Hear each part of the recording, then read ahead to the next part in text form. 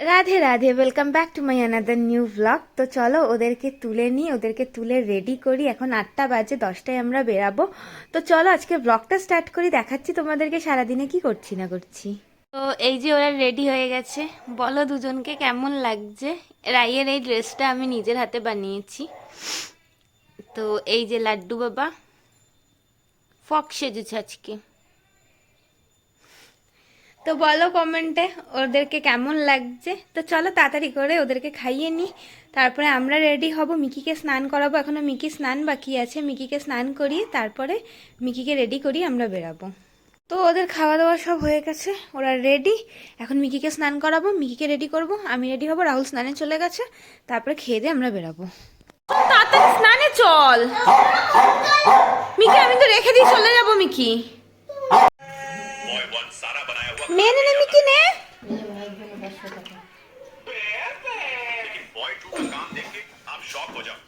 আরে মানুষ ওদের আগে ভাজ করে আনে রে বাবা। আমি রেডি হয়ে গেছি, আমরা সবাই রেডি হয়ে গেছি। চলো বেরাবো, বেরিয়ে তারপরে তোমাদের সাথে কথা বলছি।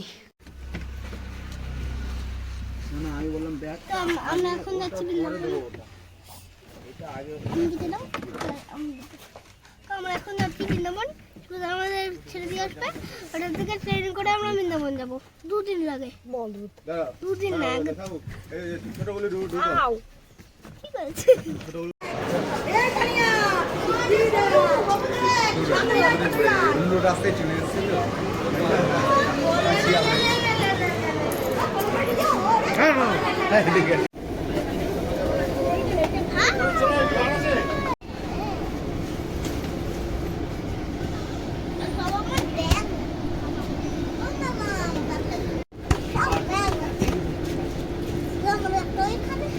তো এখানে আমাদের ট্রেন ছেড়ে দিয়েছে।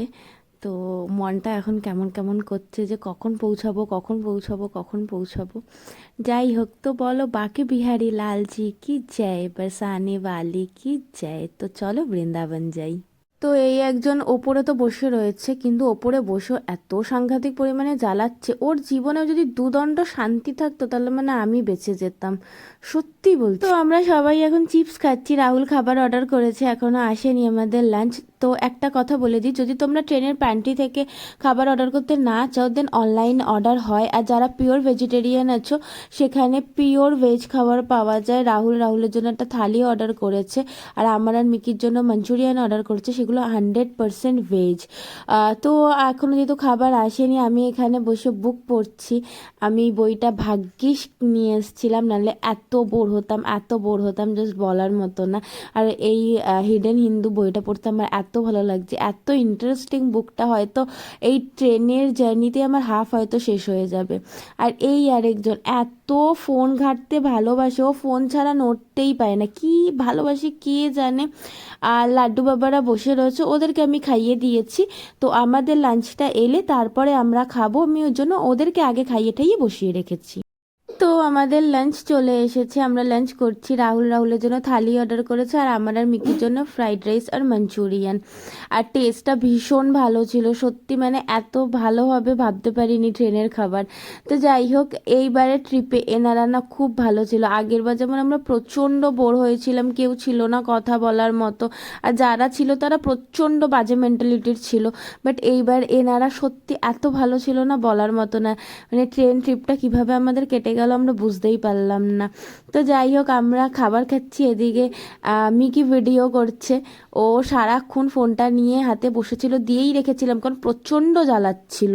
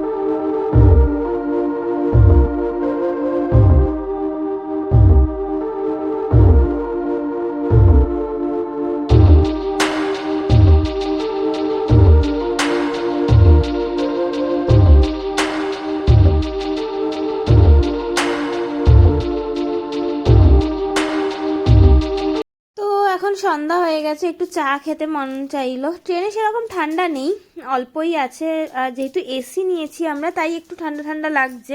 তো একটু চা খেতে মন চাইলো, আমি চা সেরকম খাই না, তো আজকে একটু ইচ্ছা হলো তাই একটু চা অর্ডার করলাম। আর মিকি বললো মিকি নুডলস খাবে, তাই ওর জন্য নুডলস অর্ডার করেছিল, বাট নুডলসটা এত বিচ্ছিরি, মনে হচ্ছিল যেন সিদ্ধ চাউমিনের মধ্যে কেউ সস ঢেলে দিয়েছে, এত বিচ্ছিরি খেতে। ও অর্ধেক খেয়েছে আর অর্ধেক ফেলিয়েছে, ও তো শুধু দেখলে বলবো খাবো খাবো, খায় তো না। তো আমাদের ডিনার চলে এসেছে, রাতের ডিনারটা আমরা ট্রেনের প্যান্ট্রি থেকেই অর্ডার করেছি, কারণ অত রাত্রিবেলা রেস্টুরেন্ট থেকে অর্ডার নিচ্ছিল না, তো প্যান্ট্রি থেকেই অর্ডার করেছি। ডাল ভাত, আলু মটর ছিল, পনির ছিল, স্যালাড ছিল, তো ভালোই ছিল, খুব খারাপ ছিল না, ট্রেনের খাবার যেমন হয় আর কি, ঠিকঠাক খাওয়ার মতো। তো আমাদের খাওয়া দাওয়া সব হয়ে গেছে, রাই শুয়ে পড়েছে, রাই আমার সাথে শোবে, আমিও একটু পরে শোবো, এখন 8টা সাড়ে 9টা মতো বাজে। আর ট্রেনে কি করব, শুয়েই পড়বো। আর লাড্ডু মিকির সাথে শোবে, এই যে লাড্ডু বাবা শুয়ে পড়েছে, মিকিও শোবে। তো চলো আজকের ব্লগটা এখানেই এন্ড করছি, কালকে আরেকটা নতুন ব্লগে তোমাদের সবার সাথে দেখা হবে। সবাই খুব ভালো থেকো, সুস্থ থেকো, রাধে রাধে।